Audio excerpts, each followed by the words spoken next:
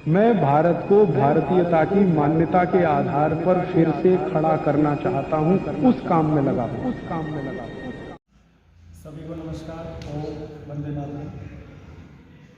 जो महिला दिवस हमने मनाया है उसके विषय में एक जो खास मैं बात कहना चाहता हूँ कि आज हमें बार बार ये बताया जा रहा है कि महिला पुरुषों के बराबर है, पुरुषों के बराबर होना चाहिए, उसको ये होना चाहिए, उसको अधिकार मिलने चाहिए।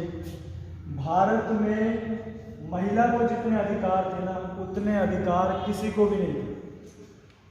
अगर हम भगवान राम से लेकर के बात करें या श्री कृष्ण की बात करें, गुरु गोविंद सिंह जी की बात करें, छत्रपति शिवाजी महाराज की बात करें, इन सबको जन्म देने वाली भी एक माँ थी। लेकिन पिछले कई समय से जब से हम आतंकताओं में आए, अंग्रेजों ने हमें लूटा, हम गुलाम रहे, मुगल आए, तब से महिलाओं की जो कदर है वो कम होने लगी।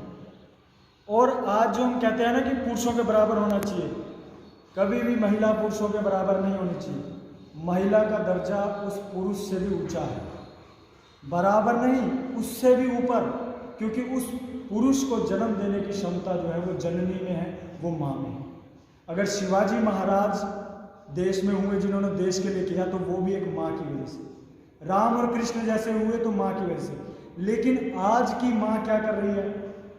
आपने गीता आप पढ़ते होंगे, सुना होगा गीता के बारे में, महाभारत की कथा सुनी होगी। उसमें एक जो दृष्टांत आता है अभिमन्यु जी का, वे उन्होंने माँ की कोख में ही सब कुछ सीख लिया था, वे चक्रव्यूह में कैसे जाना है। और जब चक्रव्यूह से निकलने की बात चल रही थी तो जो है उनकी माता जी सो गए थे, उनकी नींद आ गई तो वो ज्ञान नहीं ले पाए, और वो प्रैक्टिकल भी हुआ। चक्रव्यूह में अभिमन्यु जी घुसे, युद्ध को उन्होंने जीता, लेकिन मृत हो गए क्योंकि उससे बाहर नहीं निकल पाए। आजकल माताएं क्या कर रही हैं?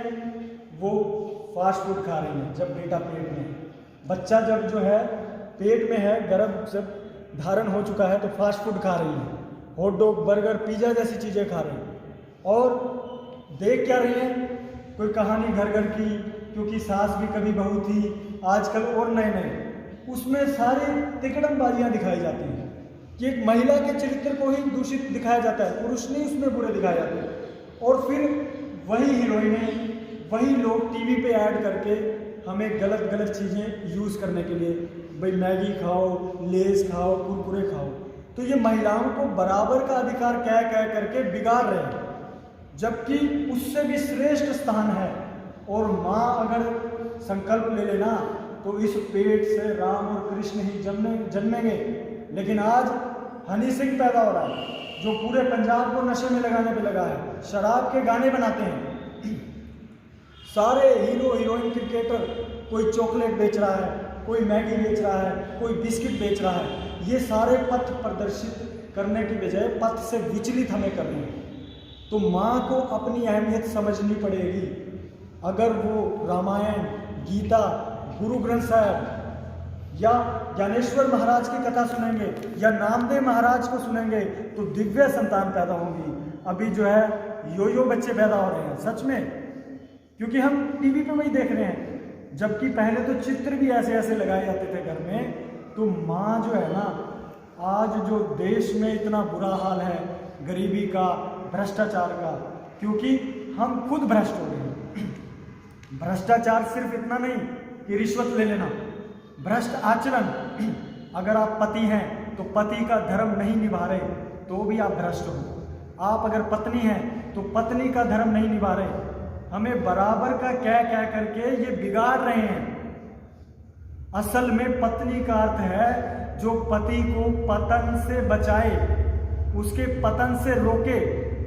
अर्धांगिनी बोला जाता है, यानी कि आपका आधा अंग। अभी मेरा एक हाथ नहीं है, मैं इसके बिना जीवित रह सकता हूँ? अरे भारत में महिला की क्या इज्जत थी, कितनी गहरी इज्जत थी, ये क्या हमें सिखाएंगे ये लोग जो आजकल ये बात करते हैं ना, ये खुद ही उन्हें विचलित कर रहे हैं।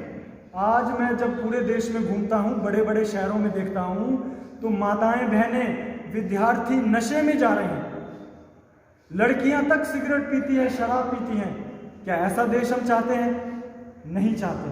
कोई भी माँ नहीं चाहती कि उसका बेटा भी शराब पिए या पति शराब पिए, कोई पत्नी नहीं चाहती। लेकिन ये कौन सिखा रहा है? ये सारा मीडिया हमें सिखा रहा है, ये हीरो हीरोइन हमें सिखा रहे हैं। तो इनसे सावधान होना है, अपनी दिव्य संतान अपने कोख में पालनी है।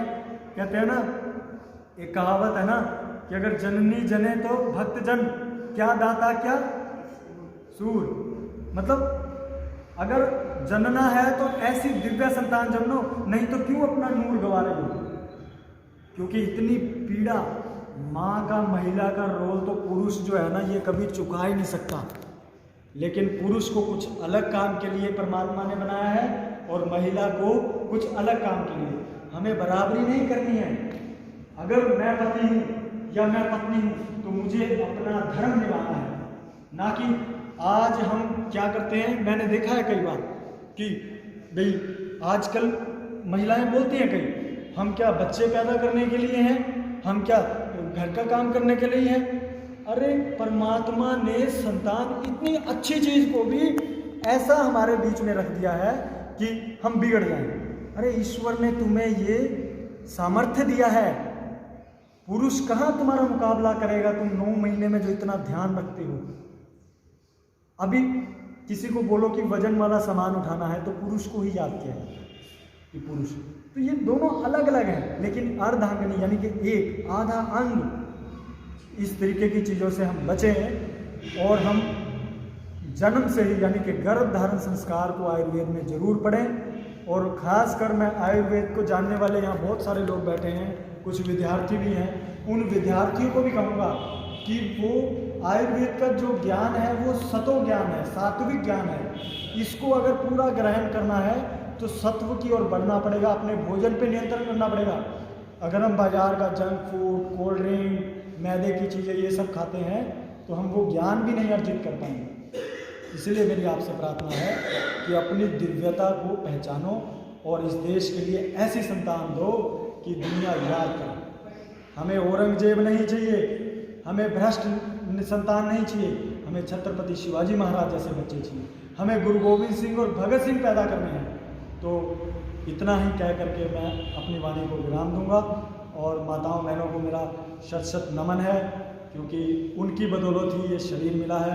ऐसे ही हमारे गुरु जिन्होंने हमें बचपन से पढ़ाया है, देखिए इनके हाथों की खाई हुई मार आज हम पूरे देश में अगर बात करें तो जहाँ भी जाते हैं कि लोग ऐसा कहते हैं कि ऐसे बच्चे होने चाहिए। क्यों? क्योंकि हमारे कर्म ऐसे हैं। अगर हम भी कुकर्म कर रहे होते सुकर्म की जगह तो कोई ना कहता। तो एक जन्म होता है पेट से और दूसरा जन्म जो देता है वो उसको गुरु देता है, वो शिक्षक देता है। तो मैं शिक्षक जी को भी बहुत बहुत नमन करूँगा जिन्होंने हमें ज्ञान दिया है। सभी को ओम नमस्ते।